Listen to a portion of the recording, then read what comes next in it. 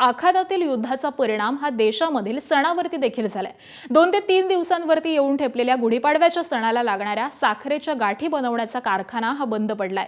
कारखान्यांना व्यावसायिक सिलेंडर मिळत नसल्यामुळे हे कारखाने बंद करण्याची वेळ कारखानदारांवरती आलेली आहे, तर दुसरीकडे घेतलेल्या ऑर्डर देखील कॅन्सल कराव्या लागतायत। नाशिकच्या कारखान्यामधूनच आढावा घेतलेला आहे आमचे प्रतिनिधी शुभम बोडके यांनी। आपण जाणून घेऊयात।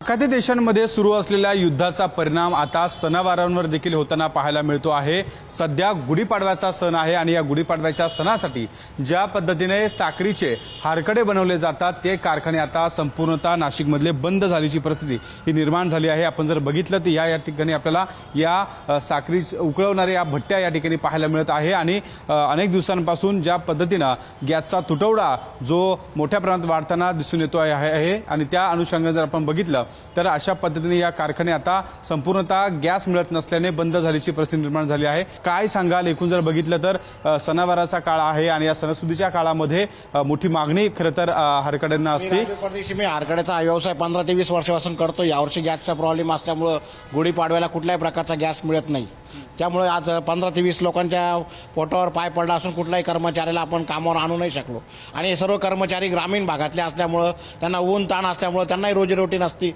त्यांचे सारखे फोनवर फोन येतात पण गॅस नसतं मिळत, त्यामुळे मी आणू नाही शकलो त्यांना। किती ऑर्डर आपल्याला होती, किती ऑर्डर? 3 ते 4 टनाची ऑर्डर होती।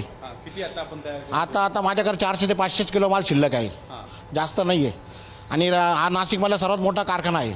या बाजूला जवळपास 400 ते 500 टन इतका जो हारकड्यांचा जो माल आहे तो तयार झालेला आहे। मात्र अतिरिक्त जी ऑर्डर घेतलेली होती, या कारखानदारांनी जी ऑर्डर घेतलेली होती ती ऑर्डर आता त्या ठिकाणी कॅन्सल करावं लागत आहे आणि त्यामुळे मोठं आर्थिक नुकसान देखील या कारखान्यांचं होतं। आणि एकूण जर बघितलं तर या सगळ्या युद्धजन्य परिस्थितीमुळे गॅसचा तुटवडा निर्माण झालेला असताना या सगळ्या गोष्टींचा परिणाम आता थेट सणासुदींवर देखील होताना आपल्याला दिसून येतोय।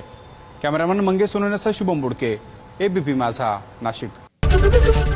एबीपी माझा, उघडा डोळे बघा नीट।